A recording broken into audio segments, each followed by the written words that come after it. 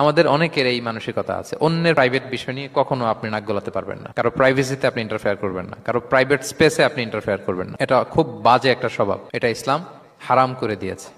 আমাদের অনেকের মধ্যে আছে খুঁটে খুঁটে, ভাই এটা কি ওইটা কি করছেন, সরকারি চাকরি না প্রাইভেট চাকরি, বেতন কত, বয়স কত, ওইটা কত ওইটা কত, হাবি যাবি, এটা তার ইটস নট হিজ বিজনেস। তারপরে মানুষ খুঁচিয়ে খুঁচিয়ে নিঃসন্তান দম্পতি আমি দেখেছি, তাদেরকে পেলে অনেকে, ভাই কি সমস্যা, কয় বছর হইল, বাচ্চা নিচ্ছেন না কেন, কবে হবে, কার সমস্যা, আপনার সমস্যা না ভাবির সমস্যা, বেটা তোর কি সমস্যা ওইটা বল।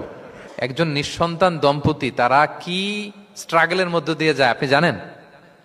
এটা তার জন্য পরীক্ষা। ওই পরীক্ষার মধ্যে আপনি খুঁচিয়ে খুঁচিয়ে, মানে সে kind of he is a gynaecologist, treatment দিচ্ছে, ভাই কি হয়েছে এইটা ওইটা, তাদেরকে বিব্রত করে একটা পরিস্থিতিতে ফেলা, এম্বারাসিং একটা সিচুয়েশনে ফেলা, এটা হারাম। এই ম্যানারগুলো ইসলাম আমাদেরকে ধরে ধরে শেখায় যে এটা তোমার বিজনেস না, তুমি খুঁচিয়ে খুঁচিয়ে মানুষের ব্যক্তিগত বিষয় যেটাতে সে বিব্রত বোধ করে, এগুলো তুমি জিজ্ঞেস করতে পারো না।